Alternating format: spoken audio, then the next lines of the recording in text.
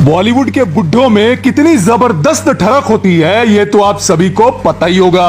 वो चाहे मेल बुढ़ा हो या फीमेल बुढ़िया ही क्यों ना हो, सारे के सारे एक से बढ़कर एक छिछोरे इसी इंडस्ट्री में तो पाए जाते हैं, जिनकी हरकतें देख किसी भी शरीफ सीधे साधे आदमी का तो भाई साहब मानसिक संतुलन ही बिगड़ जाता है। ये वो समय है जब आपके और हमारे जैसे आम लोगों को अपनी अपनी जिंदगी का कोई एक गोल सेट करना होता है, लेकिन इन्हीं छिछोरों ने उसी गोल को किसी के होल से रिप्लेस करके छोड़ दिया है।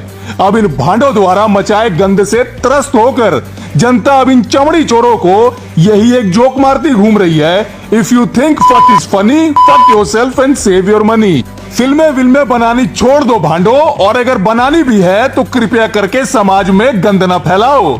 मतलब अब इन बॉलीवुड के किस किस बुढ़े बुढ़ियों की दास्तान आप सभी को सुनाई जाए, बोनी कपूर को लेकर बात करी जाए, या महेश भट्ट के धागे खोले जाए, या फिर 50 वर्ष की हो चुकी मलाइका अरोड़ा को ही रगड़ दिया जाए, समझ ही नहीं आता भाई साहब।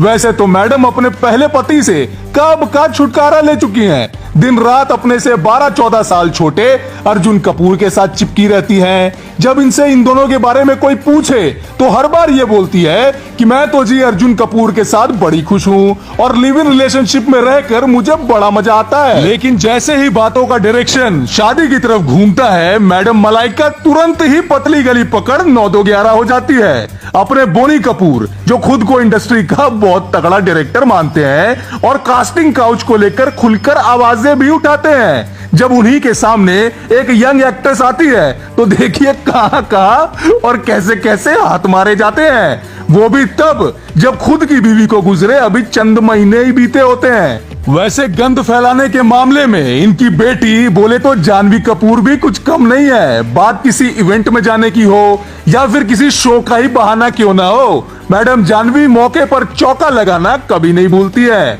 कभी ये शॉर्ट ड्रेसेस का सहारा लेती है तो कभी ट्रांसपेरेंट कपड़ों के जरिए अपने इनर वेयर के दर्शन जरूर करवा देती है।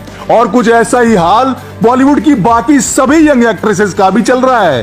बोले तो जो दिखता है वही बिकता है। वैसे तो इस लिस्ट में कई नाम हैं जिनके ऊपर फिर कभी फुर्सत से जरूर बात करी जाएगी, वरना बोलते बोलते मैं थक जाऊंगा और सुनते सुनते आप पक जाओगे। लेकिन इन भांडों के कर्म कांडों का सिलसिला कभी खत्म नहीं होगा। बहरहाल इस पूरे मुद्दे पर आप सभी लोग क्या सोचते हैं, आप अपनी राय मुझे कमेंट बॉक्स में बताना बिल्कुल भी ना भूले।